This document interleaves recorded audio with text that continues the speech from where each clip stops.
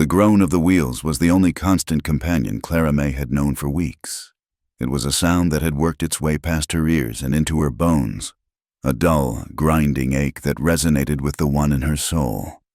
Outside the grimy window of the stagecoach, the world was a relentless canvas of brown and ochre, baked by a sun that offered no comfort, only a hard, indifferent glare.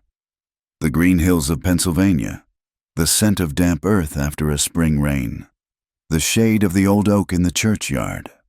They were ghosts now, memories from a life that belonged to another woman. That woman had been Mrs.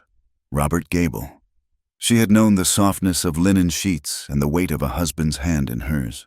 She had planned futures around a dinner table and measured her days by the steady rhythm of a good man's heart. This woman, the one staring out at the endless, shimmering heat rising from the desert floor, was just Clara May, a name stripped of its comfort, a vessel carrying the hollowed-out space where a life used to be. The war had taken Robert, but it was the silence that followed which had truly undone her, the silence of their small house, the silence of neighbors who spoke in pitying whispers, the silence of a future that had vanished like smoke.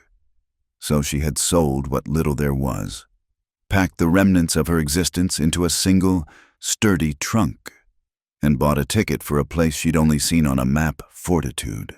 The name itself had been a prayer, a desperate plea to the universe. Let me find it here. Let me endure. The two other passengers had long since given up trying to speak to her. A portly salesman of patent medicines had exhausted his folksy charm within the first 2 days, finally retreating into the pages of a dime novel. A young couple, heading west with a baby whose cries were as thin and constant as the whine of a mosquito, looked at her with a mixture of reverence and fear. She was a widow, a woman draped in the quiet dignity of loss that they couldn't yet comprehend, and her sorrow was a wall they dared not try to scale. She offered them a thin smile when necessary, and rocked the baby once for a half-hour while the mother slept. But she remained an island, adrift in the rattling, swaying confines of the coach. She tasted dust in her bread, felt its grit on her skin and in her hair. It was the taste of this new world, and she was beginning to think it was the taste of penance. For what, she did not know. For surviving when Robert had not, for failing to imagine a life so completely different from the one she had known. The final lurch of the stagecoach was so abrupt, it sent her locket swinging from its chain, tapping against the window pane. The grinding of the wheels ceased, and the sudden silence was a shock, louder than all the noise that had preceded it. The driver's voice, a gravelly bark, cut through the quiet. Fortitude, end of the line, folks. Clara May drew a steadying breath, her hand instinctively going to the cool oval of the locket. Robert's face was inside, handsome and serious in his blue uniform. Be brave. Clara. His voice was a whisper in her memory, a fading echo she clung to with a fierce desperation.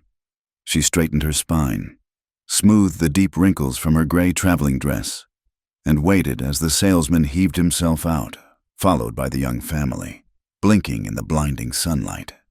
Then it was her turn. She gathered her reticule and descended the steep steps, her polished black boots landing in a puff of dust so fine it was like powder. She kept her eyes down for a moment, letting them adjust. The ground was not soil, not dirt as she knew it, but a hard pan clay, cracked and pale. When she finally lifted her gaze, the town of Fortitude laid itself bare before her, and a stone of cold dread settled in her stomach. It was less a town and more a temporary argument against the vast, empty wilderness that surrounded it. A single main street, wider than any in Philadelphia, was flanked by a dozen or so buildings, all raw, unpainted timber that had been bleached to a silvery gray by the sun. There was a saloon, its bat-winged doors ominously still, a general store with a cluttered porch, a blacksmith's forge, the rhythmic clang of a hammer on anvil the only sign of industry. A few other nondescript structures stood shoulder to shoulder, their false fronts reaching for a sky that was a piercing, unforgiving blue. There were no trees, no gardens, no hint of softness to blunt the sharp edges of the place.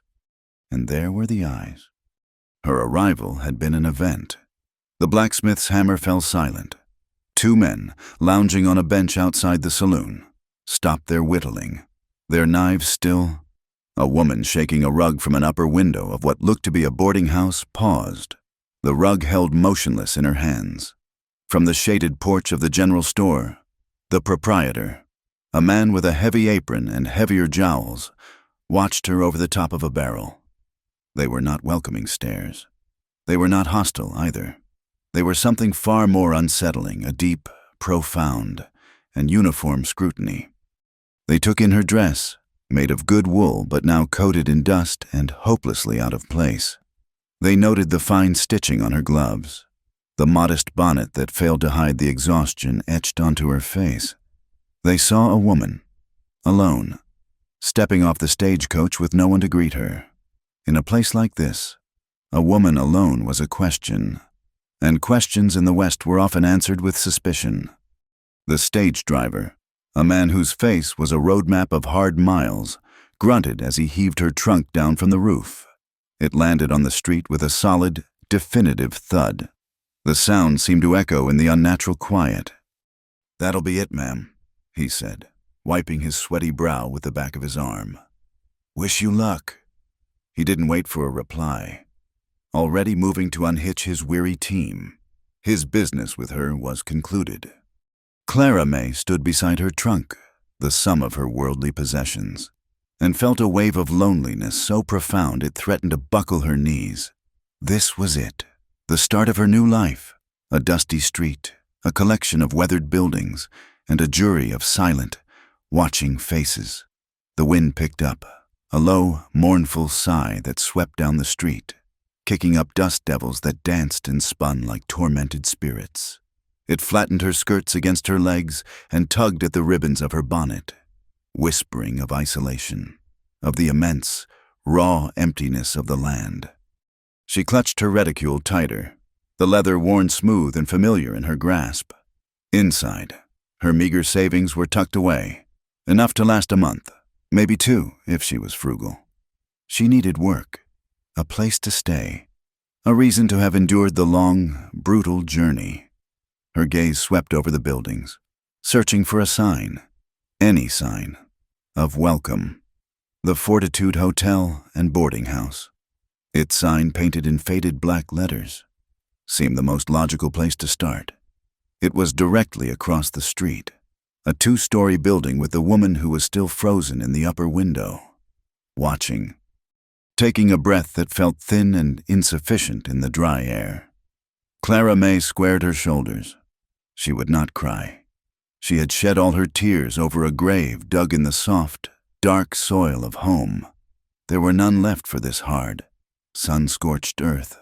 She was a Gable by marriage, but a McGregor by birth, and her father had always said that McGregors were made of sterner stuff than most. It was time to find out if he was right. She took one step, then another, her heels making no sound in the thick dust. Every eye followed her progress. She felt their collective gaze like a physical weight, pressing down on her. They were judging the way she walked, the straightness of her back, the set of her jaw. They were wondering what had broken in her life to bring her to a place like this, a place people came not to start over, but to disappear. They couldn't know that for Clara May. They were one and the same. She reached the splintered boardwalk in front of the hotel, her heart a frantic drum against her ribs. She had made it across the street. It wasn't much, but it was a start. It had to be. The door to the Fortitude Hotel and Boarding House opened with a protesting squeal of dry hinges. Clara May stepped from the blinding glare of the street into a world of shadow and muted sound. The air inside was thick with the layered smells of stale beer, sawdust, old wood smoke, and the faint, greasy aroma of frying bacon. It was a close, masculine smell, and she felt her prim Eastern sensibilities recoil before she could suppress the reaction. Her eyes, still adjusting to the gloom, made out a long, dark wood bar dominating one side of the room. A few men were scattered along its length, nursing glasses of amber liquid. In the center of the room, tables and chairs were arranged in loose clusters on a floor covered in fresh sawdust. It was both a hotel lobby and a saloon, a place of transit and a place of stagnation. And she was an immediate and glaring anomaly within it. The low murmur of conversation faltered, then died completely. The bartender, a large man wiping a glass with a less than clean cloth, stopped his polishing. The drinkers turned their heads slowly, their eyes following her as she paused just inside the doorway. It was the same silent, unnerving scrutiny she had felt on the street, but intensified by the enclosed space. She was a lone doe that had wandered into a den of wolves, and they were all waiting to see what she would do. Behind a small, high desk in the corner, a woman rose to her feet. It was the same woman Clara had seen in the upstairs window, the one shaking the rug. She was perhaps 50, with iron-gray hair pulled back in a severe bun and a face that looked as though it had been carved from the same weathered timber as the town. Her expression was neither friendly nor hostile. It was purely business. "Looking for a room?" the woman asked. Her voice was flat, devoid of welcome. "Yes, ma'am," Clara said, her own voice sounding small and foreign to her ears. "If you have one available." "Got one at the top of the stairs. 2 bits a night, $1 for the week. Paid in advance, no meals included. You can take your meals here for another 2 bits a day. Rules are simple. No gentlemen callers in your room, no loud noises. Settle your accounts on time. I'm Martha Pringle. I own the place." She delivered the information like a series of hammer blows, final and non-negotiable. "That sounds acceptable," Clara said, her hand moving to the clasp of her reticule. "I'll take it for a week." Martha Pringle's eyes flickered past Clara, towards the open doorway and the sun-drenched street beyond. "That your trunk out there?" "It is." "You'll need to bring it in. Can't leave it on the street. An invitation to thieves." It was a statement of fact, not an offer of help. Clara looked back at the trunk. It was heavy, packed with everything she owned, far too cumbersome for her to manage alone. A knot of anxiety tightened in her chest. She had anticipated hardship, but she hadn't fully comprehended the stark lack of simple courtesies. In Philadelphia, a porter or a kind stranger would have materialized instantly. Here, her predicament was simply her own problem to solve. As she stood hesitating, 2 men detached themselves from the bench outside and ambled into the saloon, drawn by the silent drama of her arrival. They were the same men who had been whittling, their faces tanned to leather, their eyes holding a lazy, calculating amusement. "Looks like the little lady's in a bit of a pickle," the taller of the 2 said, not to Clara, but to the room at large. He had a smirk that didn't reach his eyes. "A heavy burden for such delicate shoulders," the other added, his gaze lingering on her in a way that made her skin crawl. "We'd be happy to lend a hand, ma'am, for a small consideration. Of course, a smile, perhaps." The men at the bar chuckled. Martha Pringle's face remained impassive. Clara felt a hot flush of humiliation creep up her neck. They were toying with her, enjoying her discomfort, establishing the pecking order of this raw, unforgiving place. She was at the very bottom. She was about to force a polite, dismissive reply when a slight movement in the far corner of the room drew her eye. A man was sitting alone at a small, round table, half shrouded in shadow. She hadn't noticed him before. He had been so still, so utterly a part of the room's dark corners, that he had seemed more like a piece of furniture than a person. He wasn't drinking whiskey like the others. A thick ceramic mug of what looked like coffee was cradled in his hands. He wore a plain, dark shirt, worn but clean, and a battered hat that was pulled low, its brim casting his face in even deeper shadow. As she watched, he slowly lifted his head, and for the first time, she saw him clearly. He was not a handsome man. His face was all harsh angles and sun-roughened skin. A scar, pale and silvery, cut a jagged path from the corner of his left eye down to his jawline. It was an old wound, one that had pulled the skin taut and given his expression a permanent, somber cast. But it was his eyes that held her. They were a dark, indeterminate color, and they were steeped in a profound quietness. They weren't leering like the loungers, nor were they blankly curious like the others. They were watchful, measured, and held a weariness that seemed to go bone deep. He looked at her, and for the first time since arriving in Fortitude, Clara felt she was being seen not as an object of speculation, but simply as a person. His gaze was direct, unwavering, and held no judgment. Then it shifted, moving past her to the two men who were still smirking by the door. The man in the corner didn't say a word. He didn't move, other than to set his coffee mug down on the table with a soft, deliberate click, but the weight of his attention was palpable. The two loungers felt it. The taller one's smirk faltered. The other shifted his weight from one foot to the other. The amusement in their eyes curdled into uncertainty.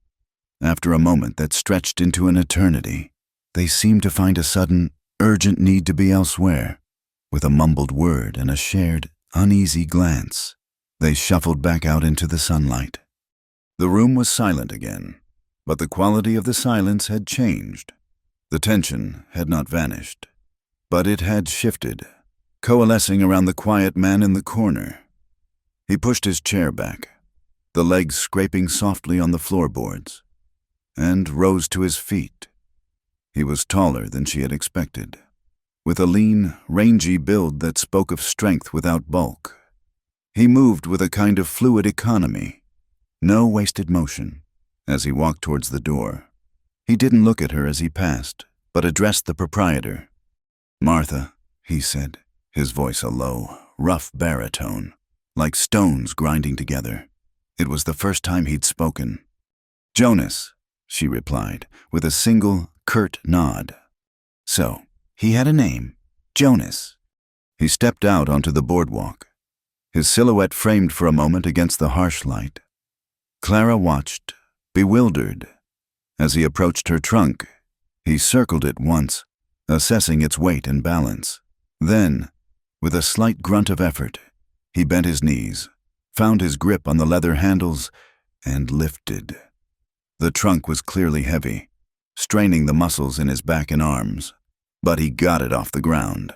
He turned and carried it, with slow, steady steps, across the dusty street and up onto the boardwalk. He paused in the doorway, his large frame filling the entrance. "Where to, ma'am?" he asked, his dark eyes meeting hers. She was so startled she could barely find her voice. "Upstairs, Mrs." Pringles said, "The first room." He gave a single nod and began to move. He navigated the space between the tables with a surprising grace for a man of his size carrying such a heavy burden. The other men in the saloon averted their gazes, suddenly finding their drinks or the grain of the wood bar intensely fascinating. No one spoke. No one offered to help. They simply made way. Clara hurried after him, fumbling in her reticule. "Please, allow me to pay you for your trouble. Mr. Jonas." He didn't answer. Already at the foot of the narrow, steep staircase, he started up, his boots thudding a heavy, rhythmic beat on the wooden steps. The climb was an effort. She could hear his strained breathing, see the way the muscles in his shoulders bunched beneath his shirt. When he reached the small landing, he waited for her to indicate the door. She pointed to the one directly in front of them. "This one." She opened it, revealing a small, starkly furnished room. There was a narrow bed with a patchwork quilt, a small washstand with a pitcher and bowl, a single wooden chair, and a window that looked out over the bleak expanse of the main street. It was clean, but utterly devoid of comfort. Jonas carried the trunk inside and set it down carefully at the foot of the bed. The thud of its landing seemed to finalize her arrival. She was here. This was her space now. He straightened up, turning his hat in his hands. In the confines of the small room, he seemed even larger, his presence filling the space. The light from the window fell across his face, illuminating the scar. It was a brutal mark, a testament to a violent past she couldn't begin to imagine. Yet his actions had been nothing but gentle. "Thank you," she said, her voice sincere. You have no idea how much I appreciate your help. Please, let me give you something." She held out a coin. He looked at the coin in her palm, then back at her face. He shook his head once. A small, definite motion. "No, ma'am." He turned to go. He was already at the door when he paused, his back still to her. He seemed to be debating whether to say more. When he finally spoke, his voice was quiet, freighted with a truth she was only just beginning to understand. No one should walk into this town alone. And with that, he was gone, his footsteps descending the stairs, each one a soft, fading echo. Clara May stood motionless in the middle of her new room, the coin still resting in her palm. The silence he left behind was different from the silence of her journey. It was a thoughtful quiet, a space to process the first act of unsolicited kindness she had received since leaving Pennsylvania. He hadn't done it for money. He hadn't done it for a smile or for the attention of the others. He had done it, it seemed, simply because it needed to be done. She walked to the window and looked down. She saw him cross the street, his long strides eating up the distance. He didn't look back. He retrieved the reins of a horse she hadn't noticed before, a sturdy roan tied to a hitching post, swung himself into the saddle with practiced ease, and rode out of town, heading north, disappearing into the shimmering heat haze where the desert met the sky. She finally closed her hand around the coin, its metal cool against her skin. She didn't know who Jonas Reed was. The scar on his face and the quiet authority in his bearing suggested he was a man acquainted with trouble. The townspeople watched him with a deference that bordered on fear, but in his dark, measured eyes, she had not seen a threat. She had seen a flicker of understanding, and in a world that had suddenly become terrifyingly strange, that small moment of recognition felt like the first solid ground she had stood on in a very long time. The days that followed settled into a rhythm dictated by the sun and the needs of others.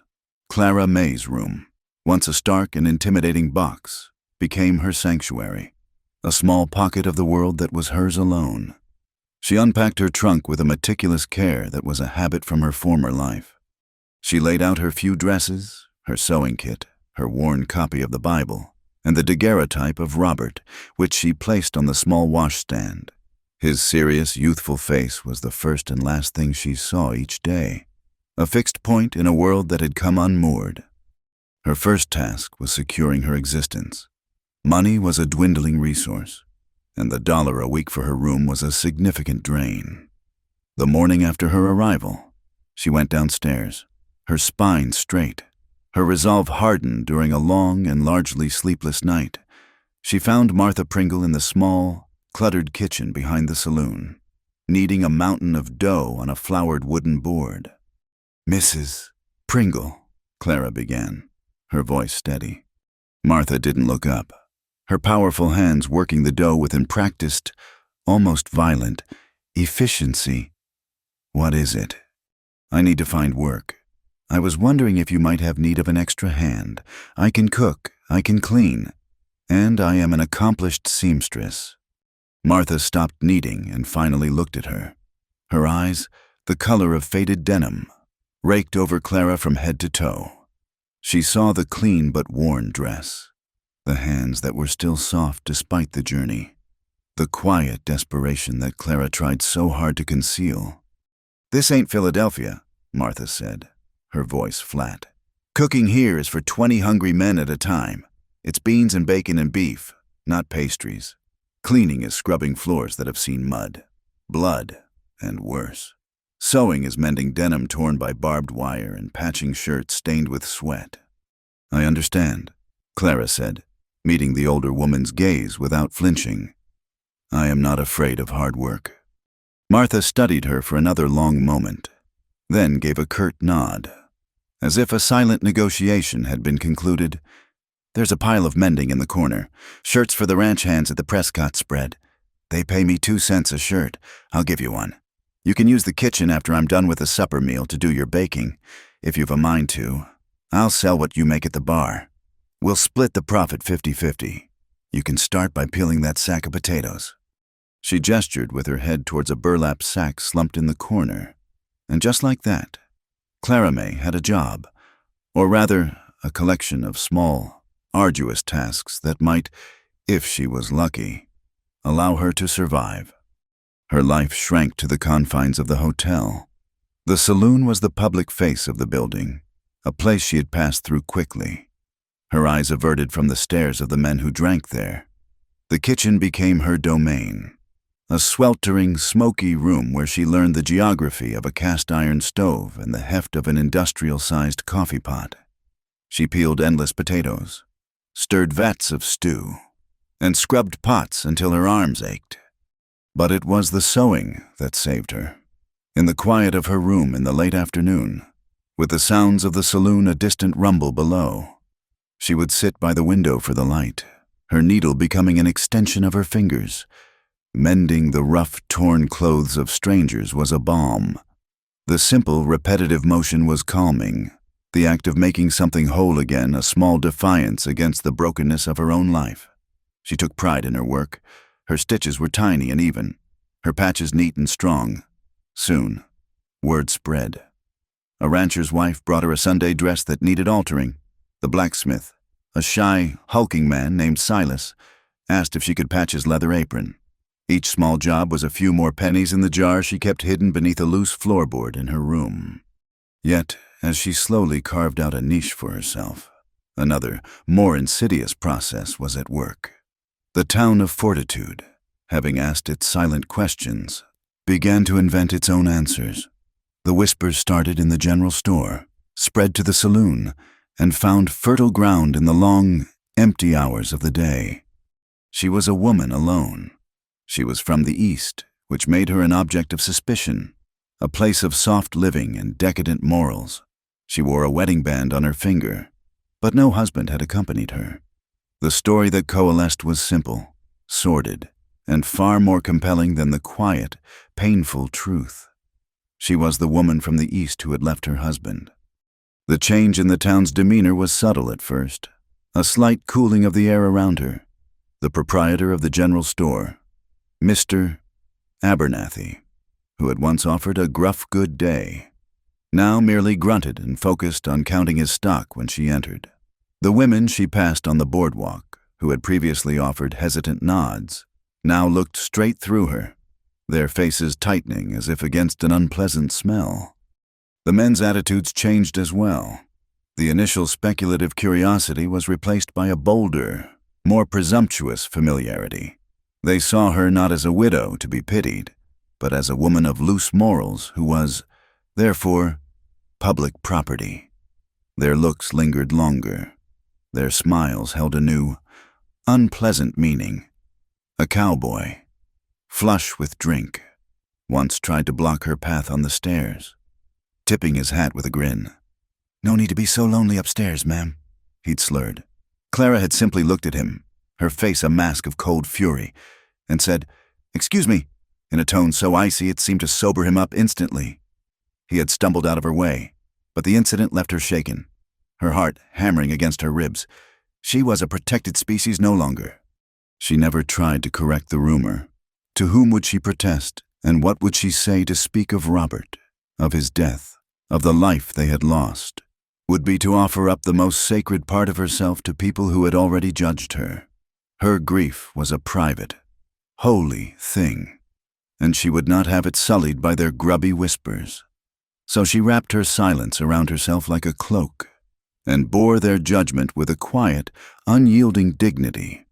Her isolation, once a consequence of her sorrow, was now a wall built by the town, brick by invisible brick.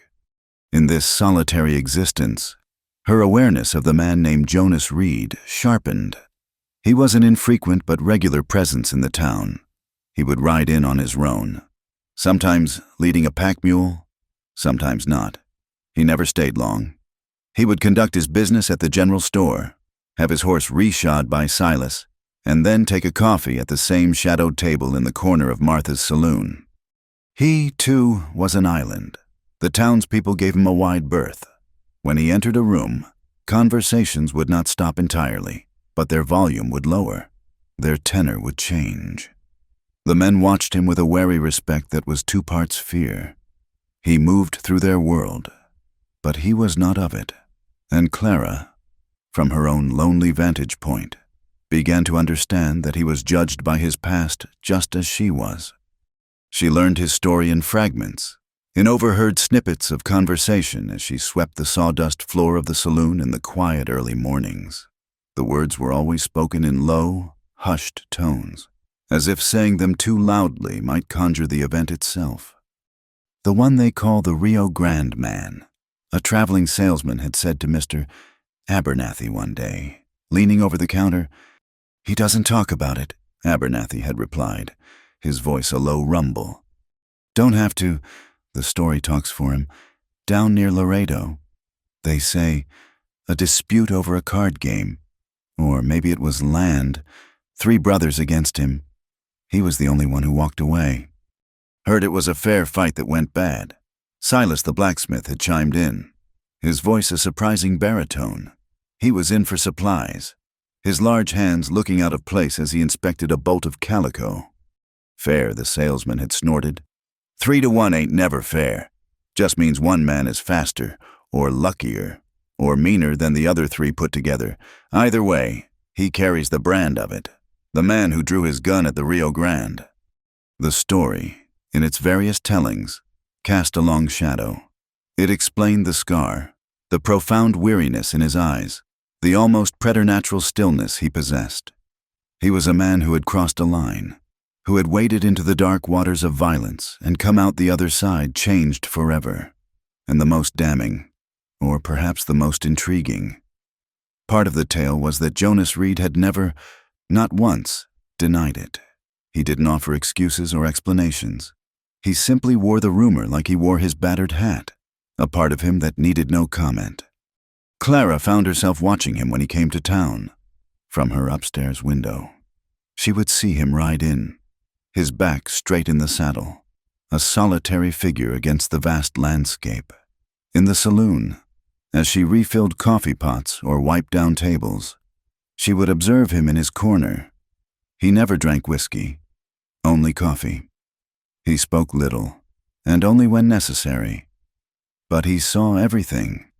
His dark eyes missed no detail, no shifted glance, no whispered word.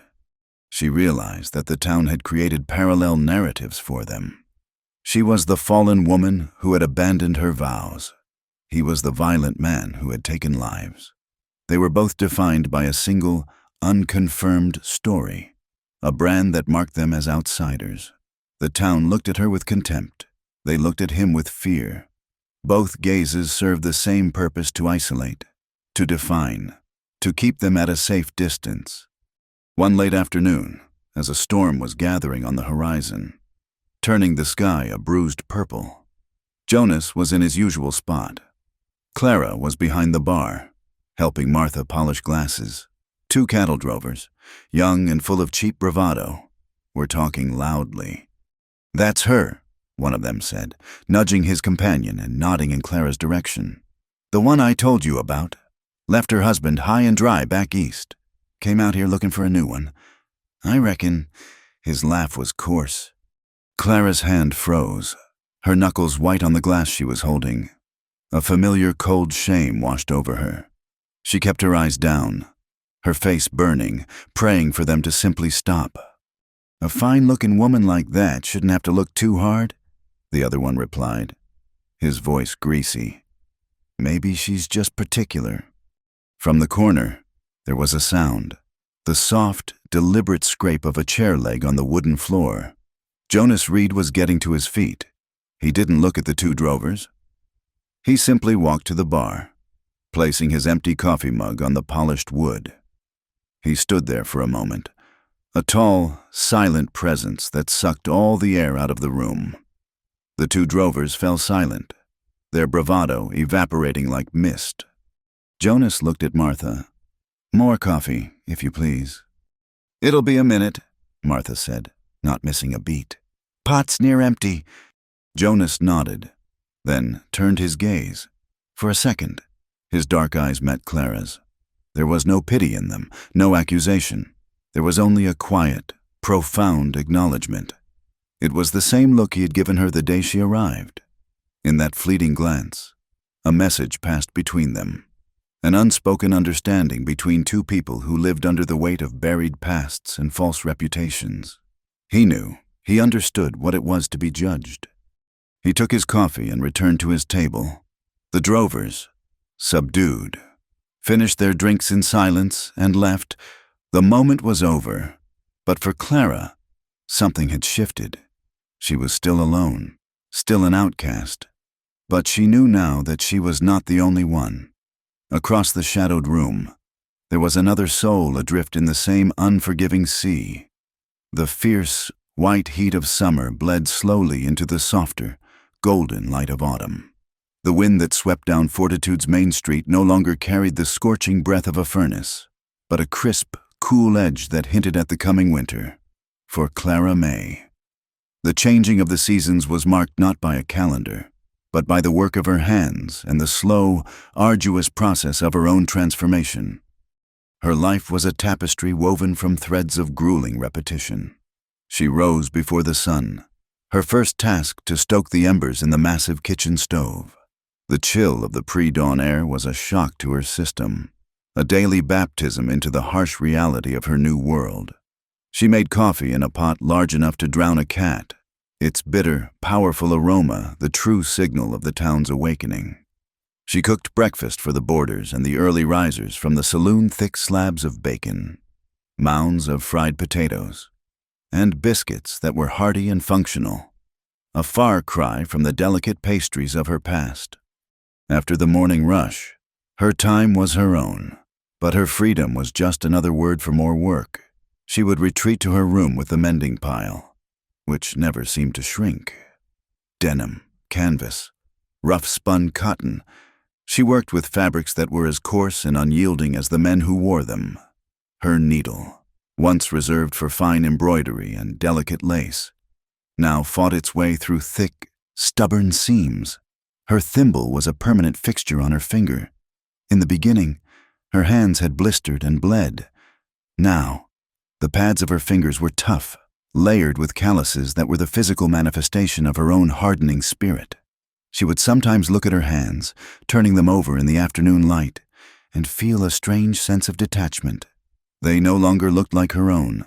They were the hands of a working woman, a survivor. She became intimately acquainted with the sounds of Fortitude, a symphony of discord that she eventually learned to parse.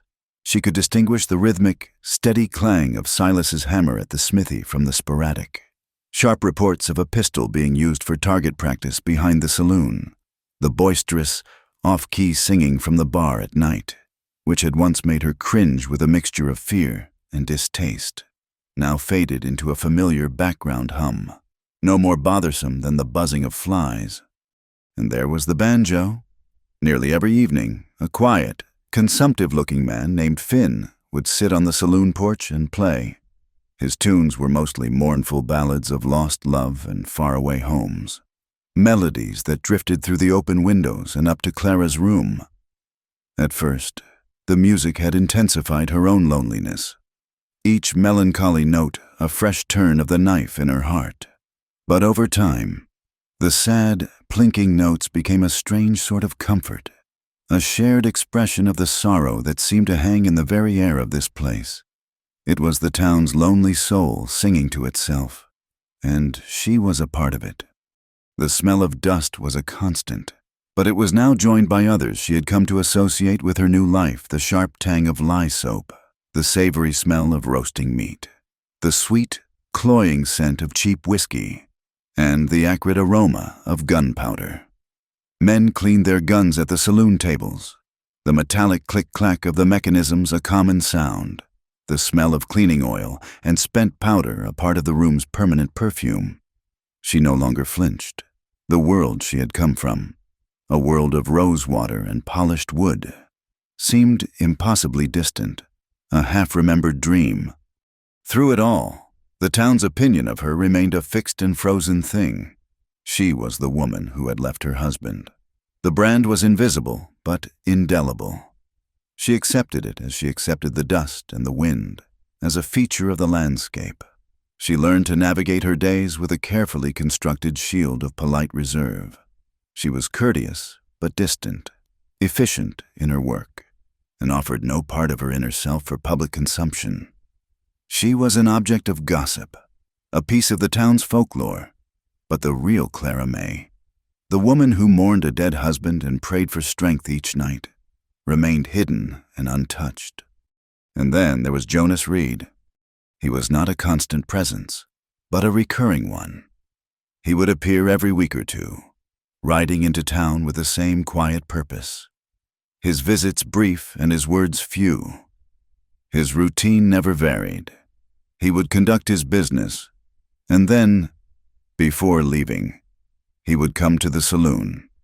He always chose the same table in the shadowed corner, a spot that offered a clear view of the entire room, his back protected by the wall.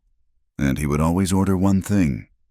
"Coffee, ma'am, if you would," he would say, his voice that low baritone that seemed to vibrate in the floorboards. The first few times, Martha had served him herself, but as Clara took on more duties in the kitchen and saloon, the task often fell to her. The first time she carried the heavy mug to his table, her hand trembled slightly. She was acutely aware of his reputation, of the whispers that followed him like a cloud of trail dust. He was the Rio Grande man, a figure of violence and quiet menace. She set the mug down on the table. "Here you are, Mr. Reed." "Thank you, ma'am," he said, his eyes lifting to meet hers for just a fraction of a second. She retreated quickly, feeling the heat of a blush on her cheeks, annoyed at her own reaction. This small ritual became a feature of her lonely days. His visits were punctuation marks in the long, rambling sentence of her life in fortitude. She began to anticipate them, not with excitement or fear, but with a kind of quiet curiosity. He was a puzzle, a contradiction. His scarred face and fearsome reputation spoke of a dangerous past, but his behavior was the epitome of quiet respect. He never stared at her with the invasive familiarity of the other men. His gaze, when it met hers, was direct, serious, and then it would move away, granting her the privacy of her own space. He would sit with his coffee for a half hour, sometimes longer, nursing the single mug as if it were a precious commodity. He rarely looked around the room. Instead, his gaze would often be fixed on some point in the middle distance, his thoughts clearly miles away.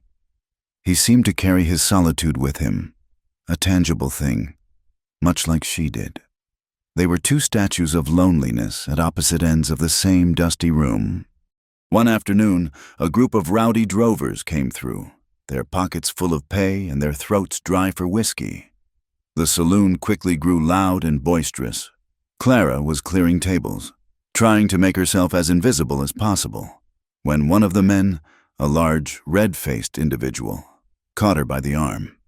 "Another round for me and my friends, little lady," he boomed, his grip uncomfortably tight, his breath sour with liquor, and bring a smile with it this time.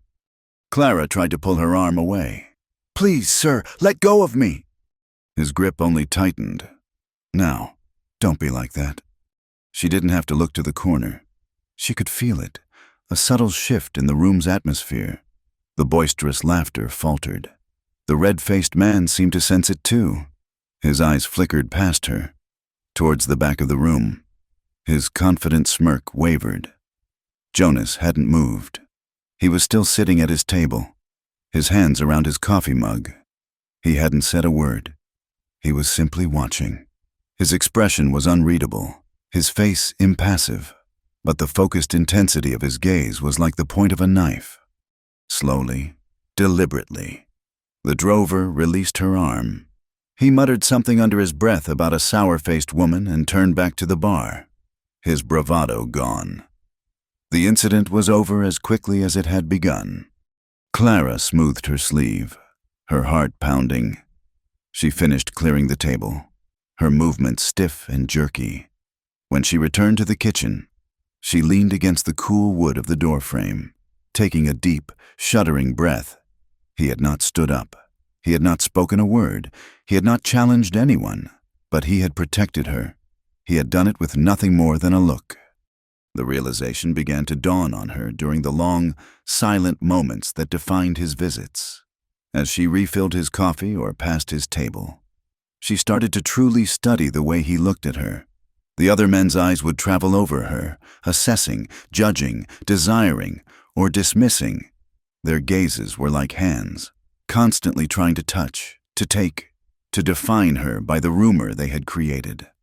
Jonas Reed's gaze was different. He didn't look at her like she was the town's fallen woman.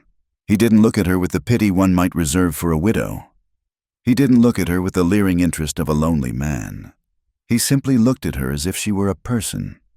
His eyes acknowledged her presence, her work, her existence, without layering any story or expectation on top of it. He saw the woman carrying the coffee pot, the woman with tired lines around her eyes and calluses on her fingers. He saw Clara May. In his silence, she found a strange kind of peace. With him, she didn't have to be on guard. She didn't have to wear her protective shell of cold indifference. His quiet presence was a temporary reprieve from the town's relentless judgment. He asked nothing of her, not even a smile. He simply occupied his space and allowed her to occupy hers. And in the space between them, there was a silent, mutual respect. One evening, as he was about to leave, he placed a few coins on the table as he always did. She went to collect them, but her eyes caught his. He paused, his hand on the back of his chair. "The nights are getting colder," he said, his voice quiet. It was the first time he had spoken to her about anything other than his order. She was so surprised she could only nod. "Yes, they are." He gave a slight nod in return, as if he had said everything he intended to. Then he turned and walked out, disappearing into the twilight. It was a simple observation, a comment on the weather, but coming from him, it felt like more. It felt like an acknowledgement of their shared reality, a recognition that they were both facing the same coming winter, in the same lonely place. That night, as she sat in her room, the sound of Finn's banjo drifting up from below, she finally put a name to the feeling she had when Jonas Reed was near. It was not safety, not precisely. It was recognition. The world looked at her and saw a story of their own making. Jonas Reed looked at her and saw a human being, in the vast, crushing loneliness of fortitude. That small distinction made all the difference. The name Henry Prescott was not new to Fortitude, but for the first few months of Clara May's time there, it had been little more than a whisper, a force as abstract as the winter wind gathering in the high plains, the Prescott Ranch, known simply as the Prescott Spread, was a sprawling empire of cattle and land that lay to the north, its borders constantly expanding, swallowing smaller homesteads like a slow-moving flood. Prescott was the king of that empire, a man whose wealth was a source of both awe and deep-seated resentment for the people of Fortitude. They bought his beef. His hired hands drank in their saloon, but they knew he viewed their small, independent town as an irritating anomaly, a stubborn rock in the path of his river of ambition. Then, as the first frosts began to silver the land in the early mornings, the abstract force took on a human form. Henry Prescott began to visit the town himself. His arrival was always an event. He didn't ride a dusty trail horse like the other ranchers. He drove a smart, black buggy pulled by a pair of perfectly matched bays, their coats gleaming with a high country shine. He was a man in his late 40s, with a thick head of dark hair just beginning to gray at the temples, and a neatly trimmed mustache, unlike the other men whose clothes were shaped by function and wear. Prescott's were tailored to fit his thick, powerful frame. He wore a fine wool coat even on milder days, a clean white shirt, and boots so highly polished they seemed to repel the town's ubiquitous dust. He smelled faintly of bay rum and expensive cigars, a scent so out of place in Martha's saloon that it was almost an act of aggression. His purpose in town was singular. He wanted to own it, not just the land around it, but the town itself. He saw the single street, the collection of weathered buildings, and the stubborn well in the center of town not as a community, but as a strategic asset. The creek that ran just south of the town was the only reliable water source for miles, and control of that water meant control of everything. He began his campaign not with threats, but with a smile that was as polished and impenetrable as his boots. He approached the town's key figures one by one. Clara saw him from the kitchen window, standing on the porch of the general store, his hand resting in a friendly yet proprietary way on Mr. Abernathy's shoulder. Abernathy, usually so curmudgeonly and proud, looked small and uncomfortable, nodding along to whatever smooth words Prescott was pouring into his ear. Later, Prescott sat at a table in the saloon with Martha Pringle. Clara, refilling the sugar bowls nearby, could not help but overhear. "It's a generous offer, Martha," Prescott said, his voice a rich, reasonable baritone. "More than this place is worth. Frankly, you're a widow, getting on in years. Think of it, a chance to move somewhere civilized, to live out your days in comfort, without the worry of running a place like this." "This place was my husband's," Martha replied, her voice as hard and unyielding as a granite stone. "He built it with his own hands. It's all I have of him." "Sentiment is a fine thing, but it doesn't fill your purse," Prescott countered, his smile never faltering. "My offer stands, for now, but land values change, opportunities fade." The veiled threat hung in the air between them, as tangible as the smoke from his cigar. This was his method, a velvet glove of reason and charm, hiding an iron fist of economic pressure. He wanted Silas's smithy, Abernathy's store, Martha's hotel. He wanted to tear them down and build something grander, something that bore his name. And the townsfolk, independent and proud as they were, began to feel the squeeze. Credit at the larger supply towns suddenly became harder to get. The price for their meager goods mysteriously dropped. They felt the invisible walls of Prescott's influence closing in around them. It was during one of these visits that Henry Prescott's attention first fell upon Clara May. She was crossing the saloon floor, a heavy tray of empty glasses in her hands, her head down, focused on her work. "Well now," Prescott's voice boomed, stopping her in her tracks. "What have we here, Martha? You've been hiding your loveliest asset." Clara looked up. Prescott was smiling at her, a wide, appreciative grin that made her feel like a prize mare being inspected at an auction. The other men at his table, his foreman, chuckled. She felt the familiar heat of humiliation, but this was different. This wasn't the clumsy leering of a drunken cowboy. This was the calculated appraisal of a man used to getting whatever he wanted. "This is Clara May," Martha said, her tone clipped. "She helps me out." "Clara May," Prescott repeated, rolling the name around on his tongue. "A fine, Eastern name. A woman of your obvious refinement seems misplaced, scrubbing glasses in a place like this." His eyes raked over her, taking in her simple, clean dress and the tired lines around her eyes, yet somehow making her feel as though she were naked. "I am grateful for the work, sir," Clara said, her voice quiet but firm. She refused to be cowed. Of course," he said smoothly. "But honest work should be rewarded. I could find a place for you out at my ranch, a housekeeper, perhaps. The duties would be far less strenuous, the accommodations far more comfortable." The offer was an insult wrapped in silk. He wasn't offering a job. He was offering a position, one whose unspoken duties were clear to everyone in the room. Clara's spine stiffened. "Thank you for the offer, Mr. Prescott, but I am content where I am." She turned to leave, but his voice stopped her again. A pity. A woman alone in a town like this needs friends, powerful friends. It was then that she saw Jonas Reed. He was in his usual corner, a mug of coffee untouched before him. He had been there the whole time, a silent, unnoticed shadow.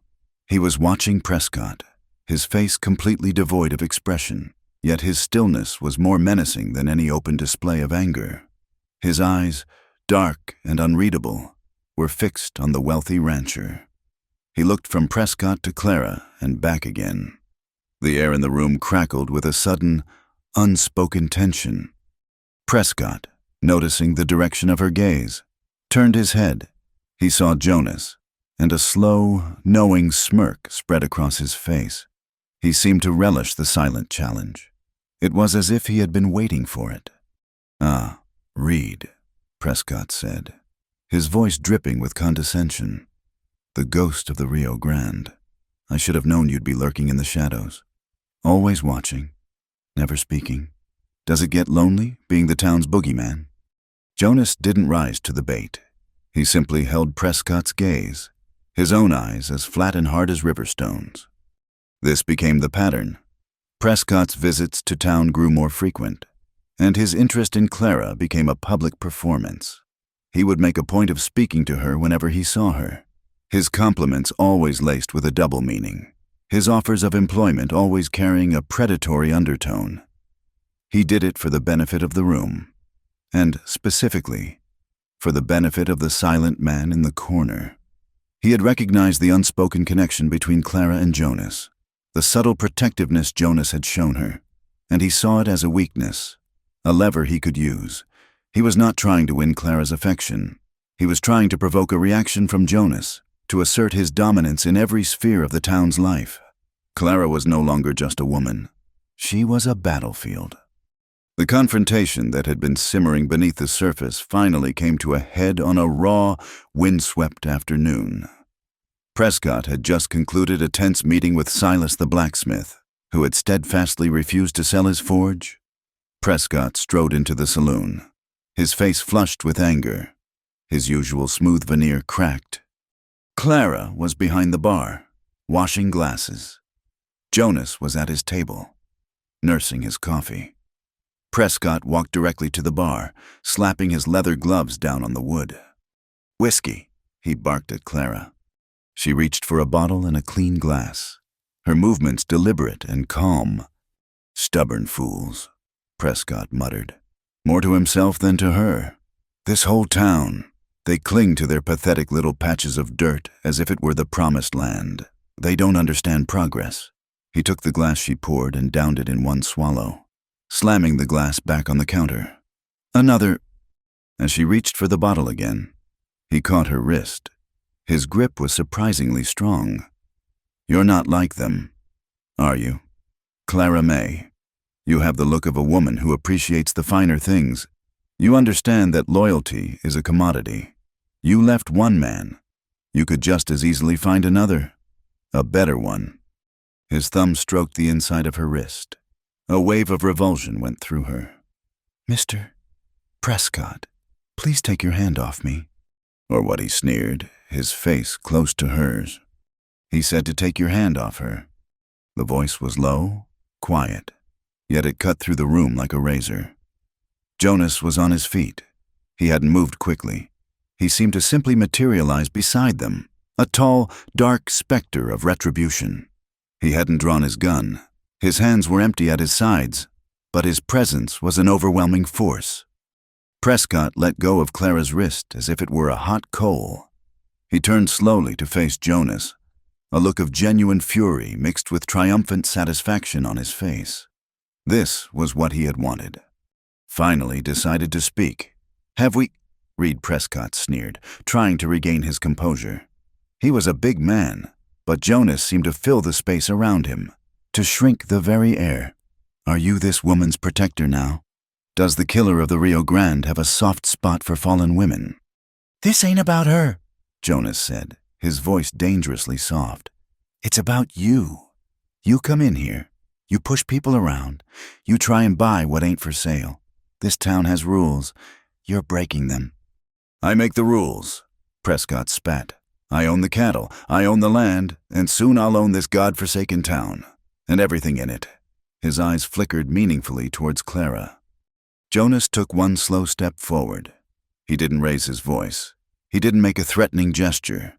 But every person in the saloon, from Martha behind the bar to the old trapper in the corner, held their breath. "Some things," Jonas said, his dark eyes boring into Prescott's, "you'll never own." For a long moment, the two men stood facing each other, a tableau of opposing forces. Prescott, with all his wealth and power, his face a mask of rage and thwarted pride. And Jonas, with nothing but his scarred past and an unyielding sense of justice, his face as grim and immovable as a mountain. Prescott was the first to break. He was not a fool. He knew that whatever fight he was picking, he couldn't win it here, not like this. He let out a short, harsh laugh. "We'll see about that." "Read," he said, his voice tight. He snatched his gloves from the bar, turned on his heel, and strode out of the saloon, his foreman scrambling to follow him. The room was utterly silent. Clara leaned against the bar, her legs trembling. She looked at Jonas. He was still standing there, his shoulders tense, his hands clenched into fists at his sides. He slowly, deliberately, unclenched them. He turned his head and looked at her, his gaze intense. He didn't say a word. He didn't have to. The line had been drawn, not in the dust of the street, but in the tense, smoky air of the saloon. And they were both, for better or worse, on the same side of it. The defiant spirit that had flickered to life in fortitude after Henry Prescott's failed confrontation found its voice in the town's most cherished tradition, the annual Harvest Fair. It was less a fair in the grand Eastern sense and more a stubborn, communal gathering against the coming hardships of winter. It was a day for the town to exhale, to momentarily forget the looming shadow of the Prescott Ranch and to celebrate the small, hard-won victories of their existence. A decent crop of corn, a healthy calf, another season survived. For weeks, a quiet energy had been building. The women planned their entries for the baking contest, their conversations in the general store shifting from Prescott's latest maneuverings to the merits of molasses versus honey in a gingerbread recipe.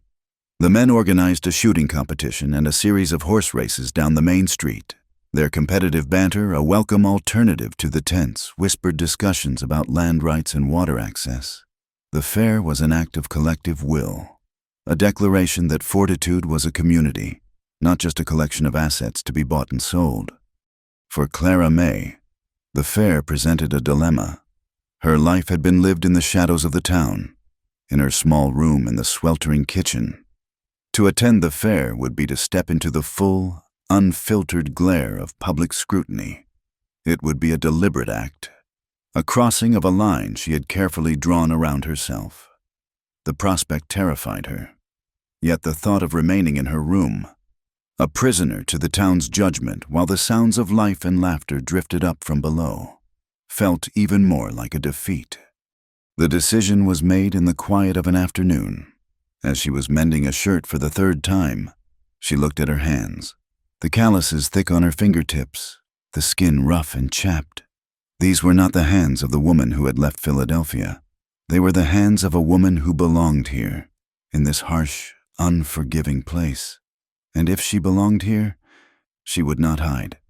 She went to Abernathy's store with her small jar of saved coins. She didn't look at the fine, imported fabrics that were dusty and overpriced. Instead, she chose a bolt of simple indigo calico, patterned with small, delicate white flowers.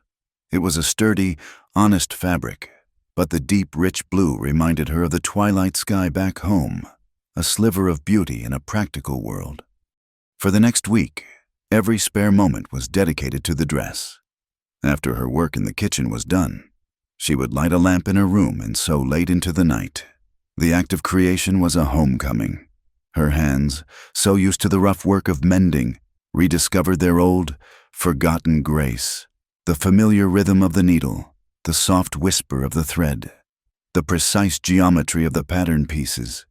It all came back to her. She was not just sewing a dress, she was stitching together the fractured pieces of her own identity. She was the grieving widow, the hard-working drudge, and the skilled seamstress. In this dress, they would all become one. The day of the fair dawned bright and clear, the sky a vault of brilliant, cloudless blue. A festive atmosphere had taken hold of the town. Colorful quilts were hung from the railings of the hotel porch. Makeshift stalls, constructed from barrels and planks, lined the street, laden with pies, preserves, and hand-carved trinkets. In an open space near the smithy, a makeshift stage had been erected for the fiddler. The air, usually thick with dust and melancholy, now smelled of cinnamon, roasting meat, and a palpable sense of hope. Clara waited until the festivities were in full swing before she descended the stairs. She had taken extra care with her appearance, pulling her dark hair back into a simple but elegant chignon, and pinching her cheeks to bring a little color to her pale face. The dress fit her perfectly. It was a simple design, with a modest neckline and long sleeves, but it had a quiet dignity that her drab work clothes lacked. When she stepped out onto the hotel porch, she felt as if she were stepping onto a stage. The town noticed her immediately. Conversations lulled, heads turned. The whispers followed her, as she knew they would. But this time, they were different. There was still the familiar undercurrent of gossip, but it was mixed with something else, a grudging respect, a flicker of surprise. She was not the downtrodden, skulking figure they were used to. She was a woman who had, by her own labor, fashioned a piece of beauty for herself. She walked with her head held high, ignoring the stares, her gaze fixed on the celebration before her. She saw Jonas almost immediately. He was not participating. He stood near the horse troughs, on the edge of the crowd, a solitary figure as always. He was leaning against a post, his arms crossed over his chest, his hat pulled low. He was clean-shaven, and he wore a shirt that was faded but free of trail dust. He wasn't watching the horse races or the crowd. He was watching her. As her eyes met his across the bustling street, he gave her a single, almost imperceptible nod. It was a greeting, an acknowledgement, and something more, an anchor in a sea of prying eyes.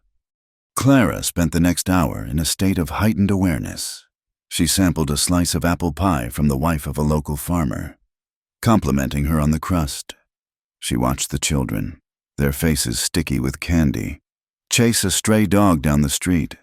She felt a part of the town in a way she never had before, yet she remained acutely aware of being an outsider, an exhibit in their midst, and she was always conscious of the silent figure on the periphery, his watchful presence a strange and unexpected comfort. As evening approached, lanterns were lit, casting a warm, flickering glow over the main street. The fiddler, a wiry old man named Jeb, struck up a lively tune. A space was cleared, and a few of the braver couples began to dance, their movements awkward at first, then more confident as the music and the homemade cider worked their magic. Clara stood near one of the stalls, watching. The scene was bittersweet. It reminded her of the barn dances of her youth, of a time when her heart was whole and her future seemed as bright and clear as the music. She felt a familiar pang of loneliness, a sharp, piercing ache for the man whose hand she could no longer hold. She did not see Jonas approach. One moment she was alone. The next, he was standing beside her. He moved with that unnerving quietness, a man who had learned to walk without disturbing the dust. "Ma'am," he said, his voice a low rumble beside her ear. She turned, startled. "Mr. Reed!" He removed his hat, holding it in his scarred hands.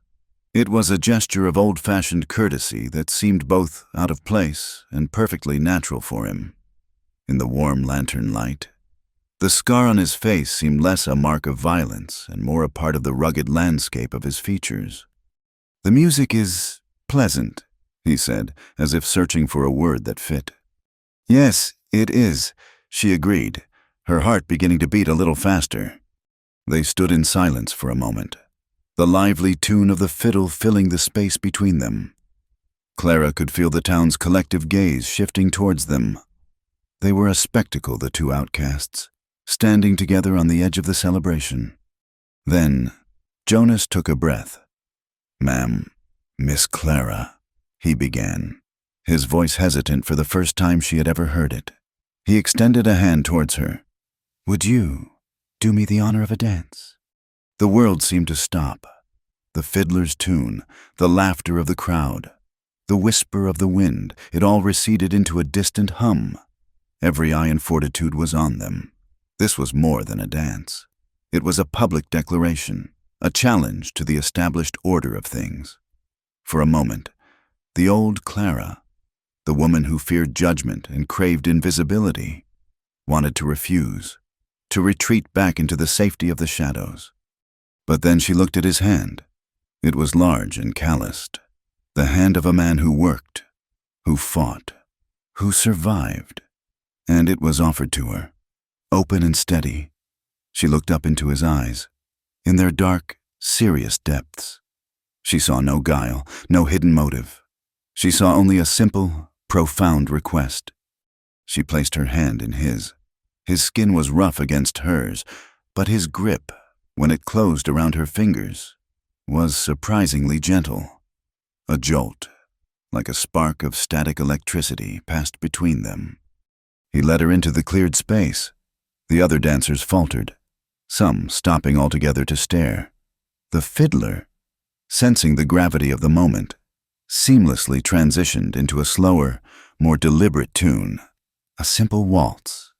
Jonas placed his other hand on her waist, and she rested hers on his shoulder. They were clumsy at first. He was not a natural dancer, and she was out of practice, but then they found a rhythm. He moved with a quiet intensity, his focus entirely on her, guiding her through the simple steps. For Clara, the world shrank to the circle of his arms. She was aware of the solid strength of his chest, the scent of leather and clean wind that clung to him, the way the lantern light caught the silver and the scar on his face. All the whispers, all the judgment, all the loneliness of the past month seemed to melt away. For the first time since Robert's death, she felt safe, held. She was not the town's fallen woman or Martha's charity case. She was just a woman, dancing with a man under a canopy of stars. It was a moment of grace, as unexpected and beautiful as a wildflower blooming in the desert. The magic was shattered by a voice, loud and laced with scorn. Well, isn't this a touching picture, the town's pariahs, clinging to each other for warmth? Henry Prescott stood at the edge of the dance area, a cigarillo in his hand, a cruel smirk on his face. He had arrived late, a dark cloud coming to spoil the clear night. The music faltered and died. The other dancers shuffled away, leaving Clara and Jonas isolated in the center of a silent, watching circle. Jonas's body went rigid. Clara could feel the muscles in his back bunch and harden. His hand tightened on hers, his grip suddenly fierce. Prescott took a deliberate step forward, savoring his moment. "Tell me, read," he sneered, his eyes glittering with malice. "Do you lead a lady on the dance floor with the same clumsy touch you use with a pistol? A word of advice, ma'am," he said, turning his vicious smile on Clara. "Best watch your toes. A man with his history is liable to step on more than just your feet." The insult was a poisoned dart, aimed at both of them. Clara felt a surge of cold, pure anger that burned away any remaining fear. She saw the flash of raw violence in Jonas's eyes, the slight shift in his stance that told her he was a breath away from ending this with his fists or his gun. Before he could move, she did something that surprised everyone, including herself. She tightened her own grip on his hand and placed her other hand firmly on his arm, a silent plea for restraint. Then she turned her head and looked directly at Henry Prescott. Her voice, when she spoke, was not loud, but it was clear and cold, and it carried across the silent square. "A man's history is his own. Mr. Prescott," she said, her gaze unwavering. "But a gentleman is judged by his present actions, and by that measure—" She paused, letting the weight of her words settle. "I find the company I am keeping to be infinitely superior." A collective gasp went through the crowd. The silence that followed was absolute. Prescott's smirk vanished, replaced by a look of stunned disbelief. He had expected her to cower, to cry, to provide more fuel for his mockery. He had expected to provoke Jonas into a fight. He had never, in his wildest calculations, expected this quiet, disgraced woman to stand up to him, to dismantle his attack with a few well-chosen words of pure, unadulterated dignity. He stood there for a moment, his face turning a dark, mottled red. He had been publicly bested, not by the gunman he was trying to bait, but by the woman he considered a pawn. With a guttural curse, he threw his cigarillo to the ground, turned on his heel, and stalked away, his foremen trailing in his wake like jackals. The spell was broken. The fiddler, after an uncertain pause, struck up a tentative tune. Clara let go of Jonas's hand. The dance was over. She turned to him. In the flickering lantern light, she saw a look on his face she had never seen before, a mixture of shock, gratitude, and a profound, quiet respect. He opened his mouth to speak, then closed it, as if words were not enough. He simply looked at her, and in that look, she knew that something fundamental had changed between them, and within herself, she was no longer afraid. The aftermath of the harvest fair left an invisible hum in the air of fortitude. Clara May's public defense of Jonas and of herself had been a stone tossed into the town's stagnant pond of opinion, and the ripples were still spreading. The whispers that followed her now were tinged with a grudging admiration. The women's gazes were less dismissive, the men's more respectful. She had shown she was not a passive victim of gossip, but a woman of substance and steel.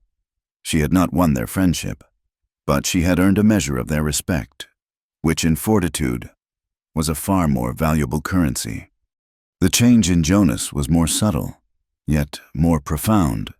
When he came to town, he still sat at his corner table, but the space around him felt less like a quarantine and more like a quiet territory that was his by right. And his eyes, when they met Clara's, held a new light. The silent acknowledgement had deepened into a shared memory, a bond forged in public defiance. The dance had been a few brief, clumsy steps to music, but it had been a journey across the vast, lonely distance that had separated them. Henry Prescott, for his part, stayed away. His public humiliation had been a stinging blow to his pride, and he had retreated to his ranch to lick his wounds and, the town rightly suspected, to plot his revenge. His absence was a relief, but it was also an unnerving silence, the quiet before a storm. And then a real storm came. It began not with a bang, but with a strange, unsettling stillness. For 2 days, the wind died completely. The air grew thick and heavy, charged with a strange, yellow light. The sky, usually a brilliant, endless blue, took on a bruised, greenish tint at the horizon. The animals grew restless. Horses in the corral would snort and stamp for no reason, and even the stray dogs seemed to slink about with their tails low, their ears flattened. The people of fortitude, who knew the language of the sky better than they knew the words in any book, watched and waited, their faces grim. On the third afternoon, the sky broke. It started with a low, distant rumble that was not thunder, but the sound of the wind, a monstrous, gathering force, miles away. Then the front wall of the storm appeared on the western horizon, a churning, dark gray mass that seemed to swallow the light. Clara was in the general store, buying flour for Martha, when the first real gust of wind hit the town. It was a physical blow, a solid wall of air that rattled the windows in their frames and sent a cloud of dust and debris hurtling down the main street. Mr.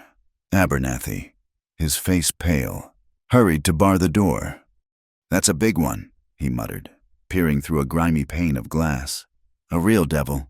You'd best stay put. Ma'am, no place to be out in that." Clara's heart clenched. She thought of her small room upstairs, the window that faced west. But the hotel was across the street, a street that had already become a maelstrom of flying dust and tumbling weeds. She was trapped. The storm descended in its full fury. The wind shrieked, a high, keening wail that sounded like a chorus of grieving women. Rain began to fall, not in drops, but in solid, horizontal sheets that hammered against the building with the force of thrown gravel. The world outside the window dissolved into a gray, violent blur. Through the cacophony, a new sound emerged, a sharp, cracking report, followed by a splintering crash. Abernathy swore under his breath. The Smithy's sign. Silas just put that up. The minutes stretched into an hour. The store, which usually felt cluttered and close, now seemed like a fragile, tiny raft in a raging ocean. Every groan of the wood, every rattle of the windows, felt like a premonition of collapse. Clara stood by the counter, her hands clasped tightly together, her knuckles white. Suddenly, the barred door rattled violently. Not from the wind, but from a human hand. A fist pounded against the thick wood. "Abernathy, open up." The voice was a faint shout, nearly lost in the roar of the wind. Abernathy hesitated, his face a mask of fear. Who, in God's name? The fist pounded again, more urgently. "It's Reed. The hotel's porch roof is coming down Martha's, trying to get the shutters bolted." Without a second thought, Abernathy scrambled to unbar the door. The moment the latch was thrown, the wind caught the door and ripped it inward, slamming it against a barrel of nails with a deafening crash. Jonas Reed stood in the doorway, framed against the chaos, the wind and rain plastering his clothes to his body, his hat long gone. "Delivery!" he yelled over the din, his eyes finding Clara instantly. "The roof is new, reinforced. It's the safest place. We have to go, now!" There was no time to argue. He grabbed her hand, his grip firm and reassuring, and pulled her out into the storm. The force of the wind was staggering. It stole the breath from her lungs and tried to tear her from her feet. The rain was like needles against her skin. She could see nothing but the churning gray chaos and the solid, dark shape of the man leading her. He bent his body into the gale, acting as a shield for her, his strength the only thing that kept her moving forward. The livery stable was only 50 yards away, but it was the longest, most terrifying journey of her life. They stumbled through mud that was already ankle-deep, debris swirling around them. A loose shutter cartwheeled past them, missing them by inches. Jonas never faltered. He was a rock, an immovable object in the face of the storm's fury, and she clung to his hand as if it were her only connection to life itself. He kicked the stable's large side door open, shoved her inside, and then threw his entire body weight against the door to force it shut against the wind. The heavy bar fell into place with a solid, definitive thud. And then there was silence. Not true silence, but a sudden, dramatic muting of the world. The roar of the storm was now a muffled, distant beast, held at bay by the thick wooden walls.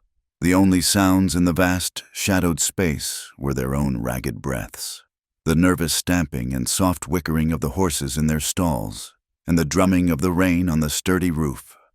The stable was a cavern of gloom, lit only by a few slivers of gray light that filtered through the cracks in the walls.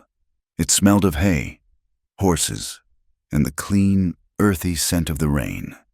Clara leaned against the door, her chest heaving, her body trembling from cold and adrenaline. Jonas stood a few feet away, water streaming from his hair and clothes, his face grim in the half-light. "Are you all right?" he asked, his voice rough. She could only nod, unable to find her own voice. He moved past her, his boots squelching on the dirt floor. He found a lantern, and after a moment's fumbling with a match from a waterproof tin, a warm, yellow light bloomed in the darkness. It cast long, dancing shadows, turning the familiar stable into a place of strange intimacy. He hung the lantern on a hook, its glow pushing back the darkness but not dispelling it entirely, creating a small island of light in the vast, echoing space. He took off his soaking jacket and wrung it out, then turned to her. He saw the way she was shivering, her simple calico dress plastered to her skin. Without a word, he went to one of the stalls and pulled down a thick horse blanket. It was coarse and smelled of wool and horse, but it was dry. "Here," he said, draping it around her shoulders. "It's not much, but it'll help." She pulled the rough fabric around her, the warmth a welcome shock. "Thank you." The words were a whisper. They stood in an awkward silence, two castaways on a desert island. The storm outside seemed to redouble its fury, the wind howling around the eaves of the building, the structure groaning under the assault. A particularly violent gust slammed against the walls, and Clara flinched, a small, involuntary gasp escaping her lips. She looked at Jonas. In the flickering lantern light, his scarred face was a mask of grim tension. His hands were clenched at his sides. He was a man accustomed to violence. But this was a different kind of violence, elemental, impersonal, and utterly beyond his control. It was a force that made a man's strength, even his, seem small and insignificant. The fragility of the moment, the terrifying power of the storm, the simple shared act of survival, it all combined to strip away the layers of reserve she had so carefully constructed. All the fear, the loneliness, the grief she had kept locked away inside her suddenly rose to the surface. She looked at this man, this quiet, dangerous man who had repeatedly, in his own silent way, stood between her and the harshness of this world. She took a step closer to him. He looked down at her, his dark eyes questioning. "Promise me, gentle," she whispered, the words coming from a place so deep inside her she didn't know it was there. It was not a question. It was a plea, a prayer. It was everything she had lost, everything she feared, and everything she desperately hoped for, all distilled into two words. It was about the storm, but it was about more than the storm. It was about Prescott's cruel touch, the town's harsh judgment, the violence that had taken her husband and scarred this man's face. It was a plea for a world that was not defined by force. Jonas went utterly still. His face, in the lantern light, was a study in conflict. She saw a flicker of pain in his eyes, a deep, profound sorrow. He, the Rio Grande man, the killer, the one whose very presence was a threat. She was asking him for the one thing he probably believed he had lost the right to offer. He looked at her trembling form, wrapped in a coarse horse blanket, her eyes wide and full of a desperate, trusting vulnerability. He saw not a fallen woman, but a soul as battered by the world as his own. He slowly raised a hand, and, for a heart-stopping moment, she thought he would touch her face, but instead, he let it fall back to his side. He swallowed, the sound audible in the quiet stable. When he spoke, his voice was a raw, aching whisper, but it was as firm as a vow spoken in a church. "I promise." The tension in her body seemed to dissolve. A tear she hadn't realized she was holding back traced a path down her cold cheek. The promise hung in the air between them, a fragile, sacred thing. It was a bridge across the chasm of their pasts. He gestured to a pile of clean hay in an empty stall. "We should sit. It might be a long night." They settled into the hay, the horse blanket wrapped around both of them, not touching, but close enough to share its warmth. The storm raged on, but inside their small sanctuary, a different kind of quiet settled. It was a quiet born not of caution, but of trust. "After a long time," Clara spoke, her voice soft. "I was married. His name was Robert. He was gentle." She said the word as if it were a foreign treasure. He was a school teacher. He loved books and the way the light looked in the trees in the morning. When the war came, he felt it was his duty to go. He wrote me letters about the beauty of the Virginia countryside, but he never wrote about the fighting. He was killed at Gettysburg. I received a letter from his captain, and his wedding ring in a small box. That was all that was left. She stopped, her throat tight. Jonas didn't speak. He just listened, his presence a solid, comforting weight beside her. "I didn't just lose him," she continued, her voice barely a whisper. "I lost that world, the world where a man like him could exist. When I came here, I thought maybe I could find a piece of it again, but this world is so hard, so loud." She fell silent, her story told. The only sound was the wind and the rain. Then Jonas spoke, his own voice low and rough with an emotion she had never heard from him before. "I had a brother, younger than me. His name was Daniel. He stared into the darkness, his eyes seeing a different time, a different place. He was the good one, saw the world in a way I never could, always laughing. He thought I was the strong one, the one who could protect him." A muscle worked in his jaw. "We were on a cattle drive, down near the Rio Grande. There were men, cheats at a card table. Daniel called them on it. He was brave, but he was young. It turned ugly. They went for their guns." He took a ragged breath. "I was faster. I did what I had to do, to protect him. But a stray shot, one I didn't see. Daniel," his voice broke. "He died in my arms. I killed 2 men to save him, and he died anyway. They call me the Rio Grande man. They think it was some great gunfight, but all it was the moment I lost everything. I came back from that river, but I left my brother there, and I left the man I used to be there with him." He fell silent. The confession, ripped from a place of deep, private pain, filled the stable. Clara finally understood. The scar on his face was nothing compared to the one on his soul. He wasn't a man of violence. He was a man haunted by it. She shifted in the hay, turning to face him. In the dim light, she could see the glistening track of a single tear on his scarred cheek. Without thinking, moved by an impulse that was as elemental as the storm itself, she reached out and gently laid her hand on his arm. He flinched at the contact, but he didn't pull away. They sat there for a long time, in the heart of the raging storm. 2 solitary souls who had finally shared the truth of their buried pasts. The wind howled, but in the quiet, shared space of the stable, a promise of gentleness had been made, and for the first time in a long time, for both of them. It felt like it might be kept. The storm that had raged outside the livery stable was nothing compared to the one Henry Prescott was about to unleash. His retreat from fortitude had been a strategic withdrawal, not a surrender. Humiliated by a quiet gunman and a disgraced woman, his ambition had curdled into a venomous obsession. He no longer wanted to simply own the town. He wanted to break its spirit, to grind its defiance into the dust, and to make an example of the 2 people who had become the symbols of its resistance. His instruments of revenge arrived on a Tuesday. There were 3 of them. Men who rode into town not with the weary slump of cowboys, but with the straight-backed, watchful arrogance of wolves entering a sheepfold. They were not from the territory.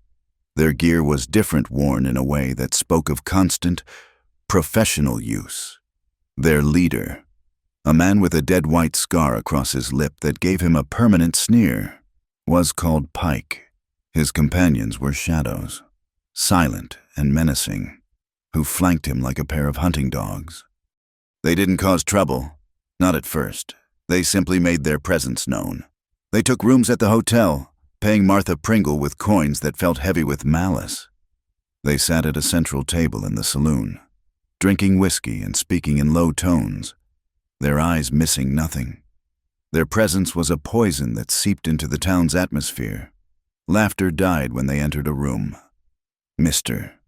Abernathy's usual grumbling was replaced by a tense, fearful silence. The rhythmic clang of Silas's hammer at the smithy seemed to lose its cheerful cadence, becoming hesitant and wary. Everyone knew why they were there. They were Prescott's men, a physical manifestation of his threat. They focused their attention on Jonas. When he rode into town for supplies, they would be waiting. They'd watch him from the saloon porch, their expressions a mixture of contempt and professional curiosity. "That's him," one of them said loudly one afternoon, just as Jonas was tying his horse to the hitching post. "The famous Rio Grande man, he don't look like much." Pike, the leader, took a long drink of whiskey. A reputation is a heavy thing to carry. "Reed," he called out, his voice carrying across the street. "Sometimes a man gets tired and sets it down. You look tired." Jonas didn't acknowledge them. He finished tying his knot, his movements as deliberate and unhurried as always, and walked into the general store. But Clara, watching from her upstairs window, saw the almost imperceptible tightening of the muscles in his shoulders. He was a tightly coiled spring, and Pike was tapping on it, testing its tension. The final provocation was not aimed at Jonas directly, but at the town's very lifeblood, Silver Creek. The stream that trickled through the canyon a mile north of town was their only source of water. One morning, a young boy who had been out checking rabbit snares came running back, his face white with terror. He'd seen Prescott's men at the canyon. They had horses and tools, and they were building a crude dam, diverting the precious flow of water away from the town and onto Prescott's vast, thirsty lands. It was a declaration of war. A small, grim-faced crowd gathered in front of the hotel. Abernathy, his jowls trembling with rage. Silas, his blacksmith's apron covered in soot, and a half-dozen other homesteaders and townspeople stood in a state of impotent fury. "It's a death sentence," one farmer said, his voice cracking. "My corn will be dust in a week." "He can't do that. It's not his water," another protested. But they all knew he could, and he was. There was no law in fortitude but the law of the strongest, and Prescott had just shown them who was strongest. Their anger was a sputtering flame, quickly being extinguished by a cold, rising tide of fear. All eyes, inevitably, turned to the one man who had stood up to Prescott before. Jonas stood on the hotel porch, listening, his face carved from stone. He had known this was coming. This was the final move in Prescott's game, designed to force his hand. He could ride away. He owed this town nothing. They had judged him, whispered about him, feared him. He could turn his back and disappear into the wilderness, and no one could blame him. Clara came out onto the porch, her heart a cold, hard knot in her chest. She stood a few feet away from him, her presence a silent statement. Their eyes met. In his, she saw not the killer, but the man from the stable, the one who had promised her gentle. She knew he was not fighting for the town that had scorned him. He was fighting for the possibility of a world where men like Prescott did not always win. He was fighting for his promise. He gave a slow nod, not to the crowd, but to her. He turned to Silas. "Are your rifles clean?" The question galvanized them. Silas's jaw set. "They are." "Good," Jonas said. "Keep him here. Stay with the women and children. Bar the doors. Don't come out, no matter what you hear. This is my business." He was forbidding them to help, but he was also giving them a task, a purpose. He was protecting them. Even now. He walked down the steps, untied his roan, and checked the pistol holstered at his hip. He didn't look back. He simply swung himself into the saddle and rode north, a lone figure heading towards a fight he could not possibly win. The town held its breath. Clara stood on the porch, her hands clenched at her sides, watching until he was just a speck in the distance. The silence he left behind was terrifying, a vacuum waiting to be filled with the sound of violence. It came 20 minutes later, a faint, popping sound, carried on the wind. Pop, pop, pop. It was thin, distant, almost unreal, but everyone knew what it was. Gunfire. The townsfolk huddled in the saloon, their faces pale. Clara paced the floor of the kitchen, her mind a whirlwind of prayer and terror. Every shot she heard was a knife in her heart. She thought of Robert, of the cold, impersonal letter that had announced his death. She could not, would not, endure that again. She would not wait for news. Decision came upon her in a flash. She stopped pacing. Her face was set, her eyes clear. She grabbed a clean cloth from a drawer. She ran from the kitchen into the saloon. "Martha, give me whiskey," she demanded, her voice sharp with an authority no one had ever heard from her. "And bandages. Anything you have." Martha, her face ashen, simply pointed to a shelf behind the bar. Clara swept a bottle of whiskey and a roll of linen into a sack. She turned to the stunned crowd. "He went out there for all of us," she said, her voice ringing with a fierce, protective anger. I am not going to let him die out there alone." Before anyone could stop her, she was out the door. She ran to the livery, ignoring Silas's shout behind her. She found Jonas's pack mule, a placid, steady animal. With fumbling, desperate hands, she saddled it. It was a clumsy, awkward job, but she managed. She hoisted herself onto its broad back, grabbed the sack of supplies, and urged the animal into a lumbering trot, heading towards the sound of the guns. The ride was a nightmare. The mule was slow, and the canyon seemed miles away. The popping of the guns grew louder, more distinct, punctuated by the high, terrified scream of a horse. Fear was a physical thing in her throat, a cold, metallic taste. But something else was stronger, the memory of a promise, whispered in the dark heart of a storm. She reached the mouth of the canyon. The gunfire had stopped. An unnatural, ringing silence had fallen. The air was thick with the smell of gunpowder, a scent she now knew as the perfume of death. She slid off the mule, her legs trembling, and crept forward on foot, her heart hammering against her ribs. The scene was one of brutal, chaotic violence. 2 of Prescott's men were down, sprawled in the dust near the half-finished dam, their lifeless eyes staring at the sky. A horse lay on its side, its legs twitching in its final moments. Pike, the leader, was nowhere to be seen. And then she saw Jonas. He was slumped against a large boulder, half hidden in its shadow. One arm was pressed tightly to his side, and the rock behind him was stained with a dark, wet patch. His face was pale, beaded with sweat, his jaw clenched in pain. His pistol was on the ground, just beyond his reach. He was alive. A sob of pure, unadulterated relief escaped her lips. She ran to him, stumbling over the rocky ground, the sack clutched in her hands. "Jonas!" He looked up, his eyes clouded with pain, a flicker of disbelief. Then a profound relief washed over his features. "Clara, you shouldn't be here. It's not safe." "Neither are you," she said, kneeling beside him in the dirt, her fine dress forgotten.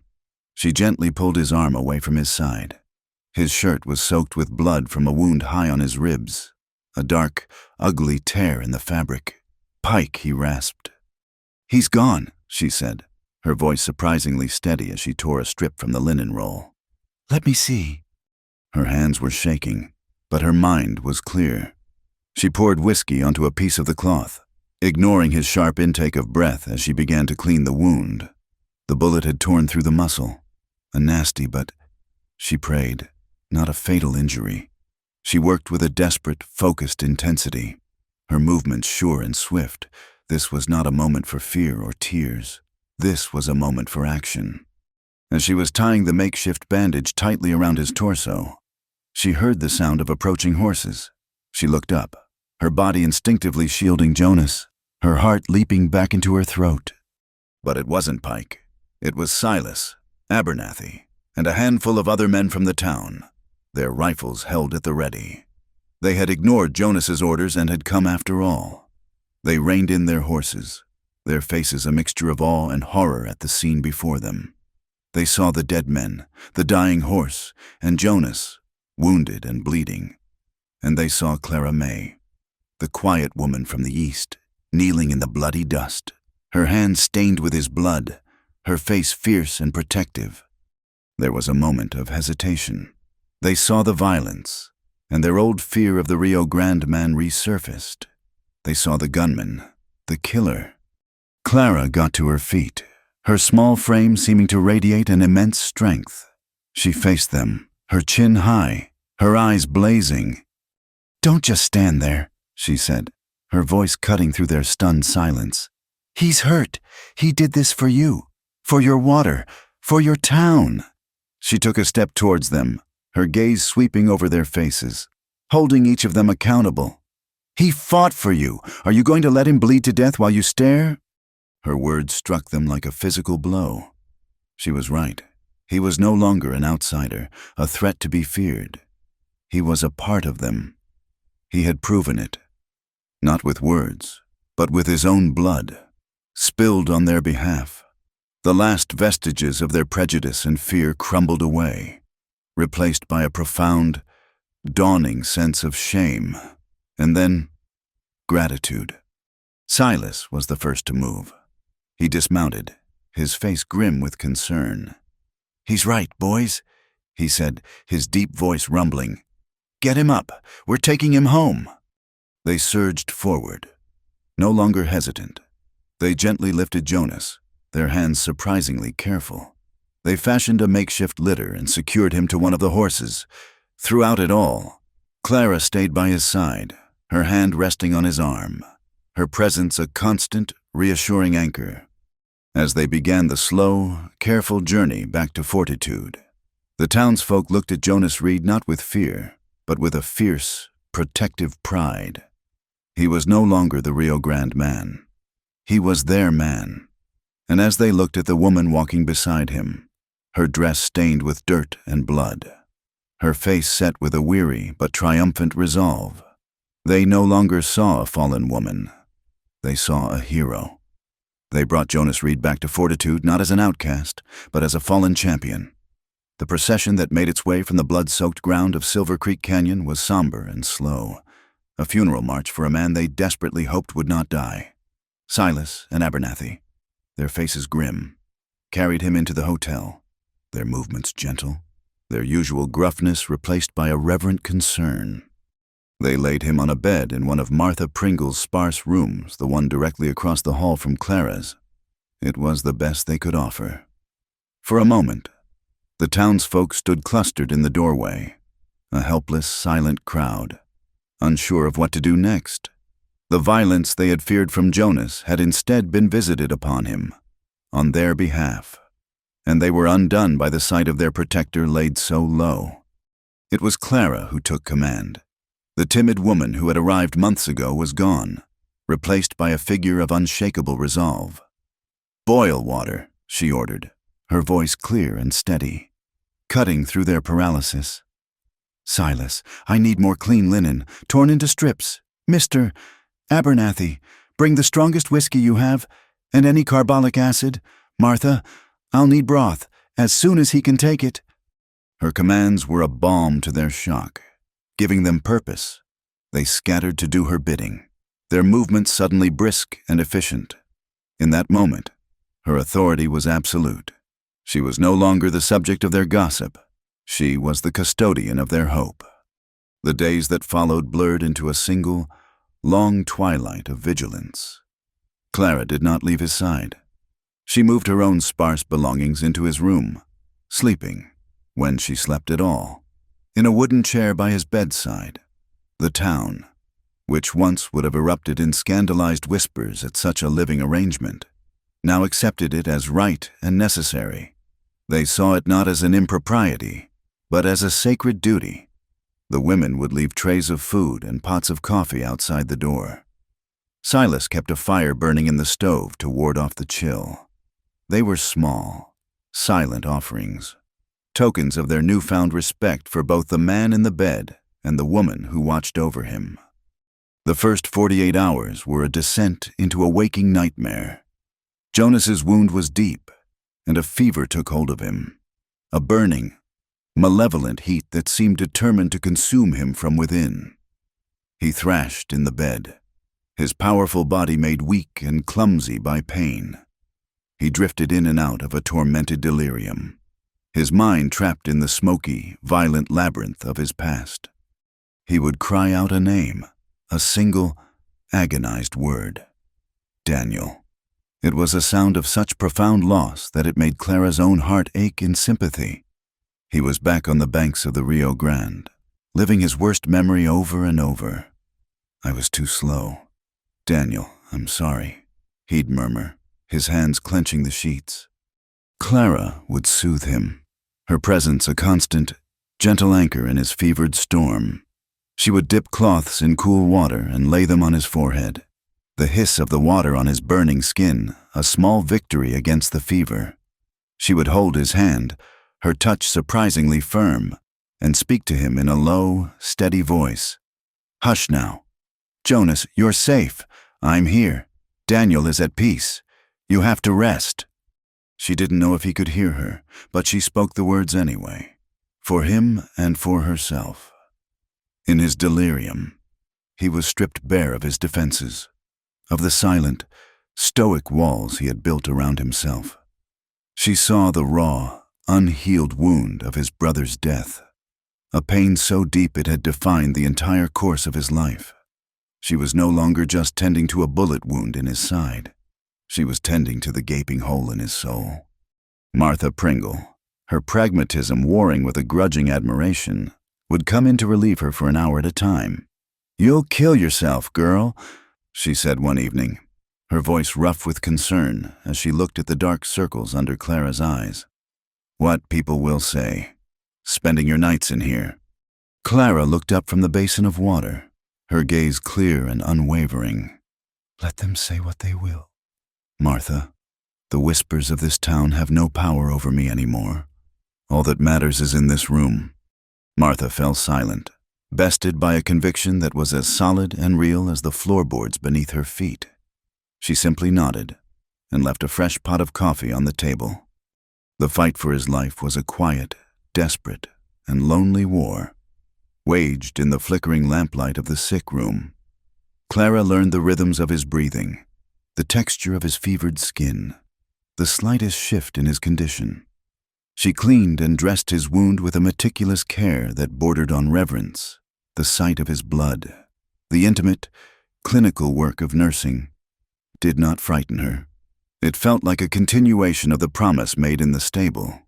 This, too, was a form of gentleness, a gentle, stubborn refusal to let him slip away. On the morning of the 4th day, the fever broke. His thrashing ceased, and he fell into a deep, natural sleep. His breathing, which had been shallow and ragged, evened out.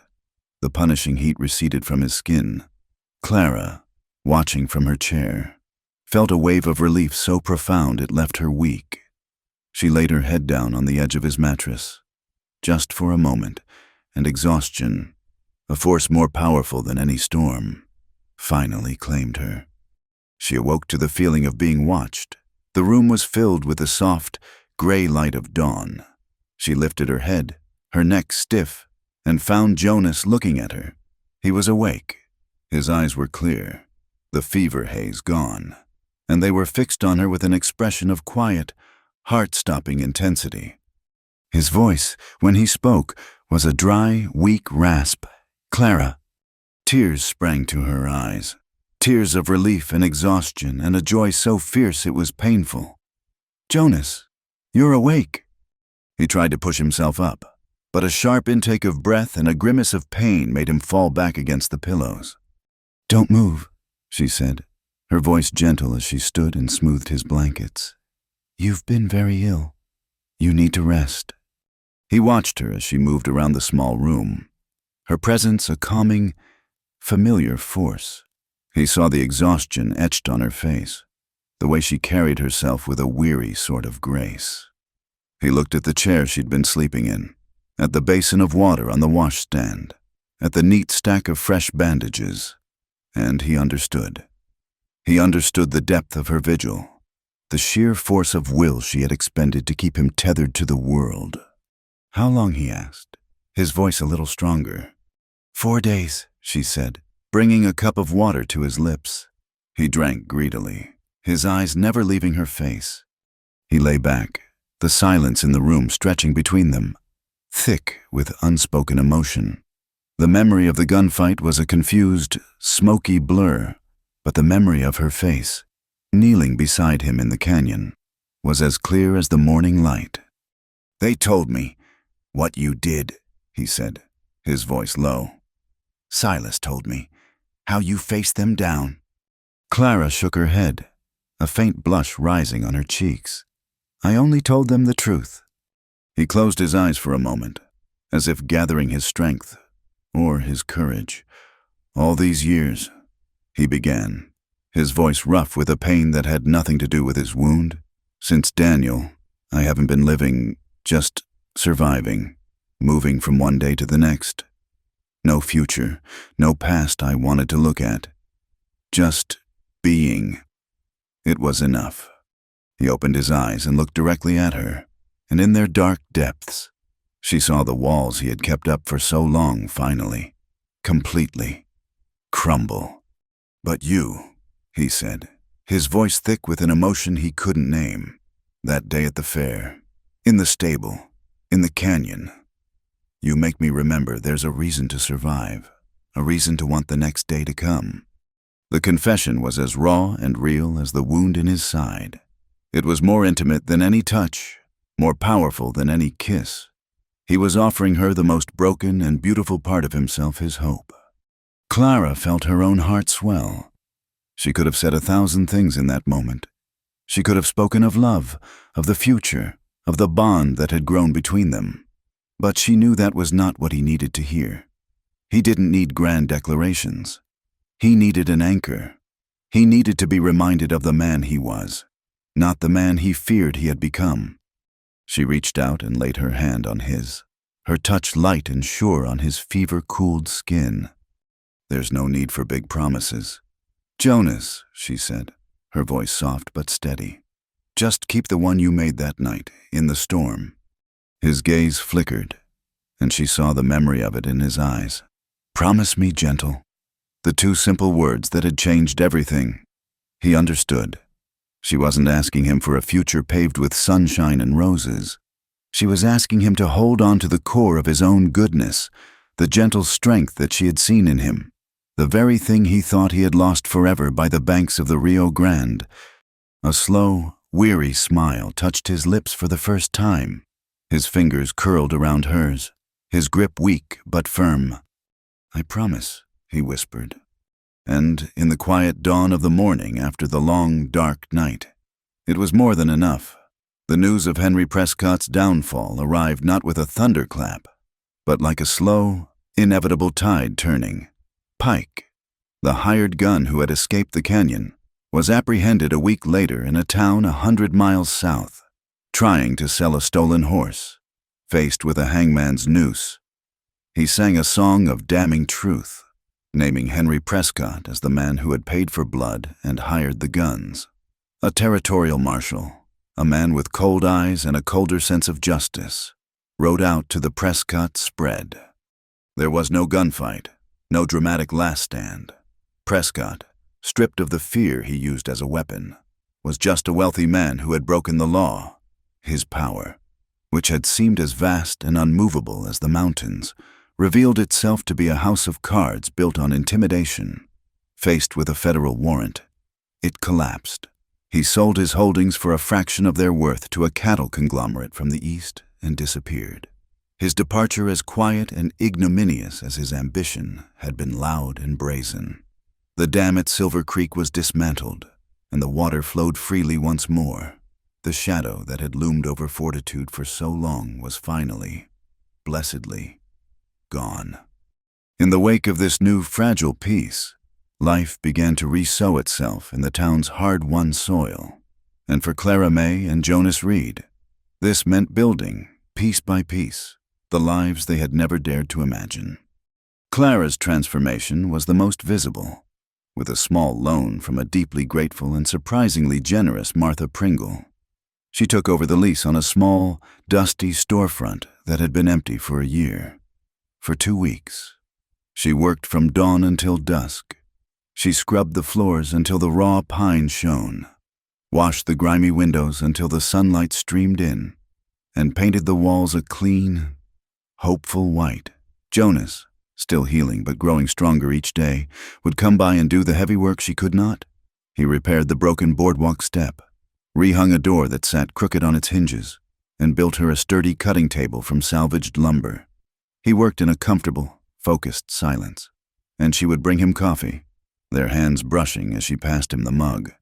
A simple contact that sent a current of warmth through her. Finally, the day came when she hung her sign. Jonas had helped her paint it, his large, steady hand surprisingly adept with the fine brush. In neat, black letters, it read, C.M. Gable, Seamstress and Fine Tailoring. She had kept her married name. It was a part of her, a tribute to the man and the life she had lost. But it was no longer a shroud of grief. It was simply her name, the name of a woman who had endured. The town, in its own gruff way, embraced her Mrs. Abernathy was her first customer, commissioning a new Sunday dress in a deep blue serge. Silas the blacksmith asked for 2 new work shirts, paying her double what she asked and turning beet red when she thanked him. Soon, she had a steady stream of work mending, altering, and creating. The women of fortitude, who had once shunned her, now sought her out, not just for her skill with a needle, but for her quiet, steady presence. They would sit in her small, sunlit shop, and in the space between discussions of fabric and thread, they would talk. They spoke of their worries, their children, their hopes for a better future. They no longer saw her as the fallen woman from the East. They saw her as one of their own, a woman who understood hardship and had the strength to fashion something beautiful from it. Jonas, too, began to build. He bought the small, abandoned homestead a few miles up the creek from the town. The cabin was little more than a wreck. The corral fences were down, and the barn was leaning at a perilous angle. But the land was good, with access to water and grass that grew thick in the summer. He started with the fences, his movement slow and careful at first as his side healed, then growing stronger, more rhythmic with each passing day. He was rebuilding more than a ranch. He was reclaiming a life. He bought a handful of hardy mares and a fine-boned stallion, his eye for horseflesh keen and sure. He was a man at peace with the familiar work, the smell of horses and leather, the solid feel of an axe in his hands. The ghosts of the Rio Grande were still there. He knew, but they were quieter now. Their tormented whispers often lost in the sound of the wind through the cottonwoods or the soft nicker of a horse asking for grain. Their lives were separate but intertwined, 2 strong threads weaving together to form a single cord. He would ride into town for supplies twice a week, and his first stop was always her shop. He never arrived empty-handed. Sometimes it was a brace of rabbits for her stew pot. Sometimes a bundle of dry firewood he'd cut. Once it was a single, stubborn wildflower he had found blooming defiantly among the rocks. He would sit in the chair by the window while she finished her work, the silence between them as comfortable and familiar as her well-worn thimble. She would close her shop early on those days, and they would walk to the hotel, where she still took her meals. They would eat at a small table, no longer in the corner, but out in the open. The town watched them, but the watching had changed. The curiosity and judgment were gone, replaced by a quiet, knowing acceptance. They all saw what was happening. It was as plain and as natural as the setting of the sun. They didn't speak of love. The word felt too big, too ornate for the simple, sturdy thing that was growing between them. Their love was not in words, but in deeds. It was in the way she mended a tear in his jacket before he even had to ask, her stitches a tiny, perfect prayer for his safety.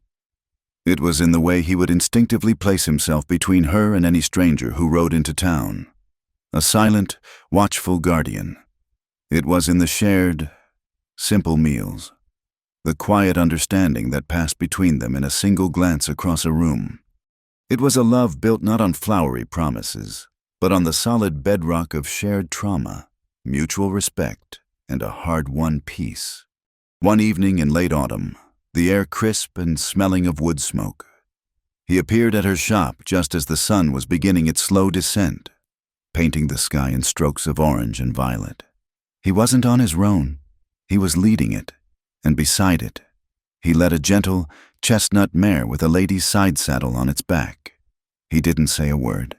He just stood there, holding the reins, and looked at her. It was an invitation. She put down her sewing, a smile touching her lips. She locked the door to her shop, pulled a shawl around her shoulders, and let him help her onto the mare. They rode out of town, leaving the sounds of the banjo and the low murmur of evening life behind them. They headed east, towards the open plains, where the land stretched out to meet the vast, endless sky. They rode in their customary silence, the only sounds the soft creak of leather and the rhythmic thud of the horses' hooves on the dry earth. They were not two separate riders, but a single, moving unit, their pace perfectly matched, their presence a comfort to one another. He led them to a low rise that overlooked the town and the creek valley beyond.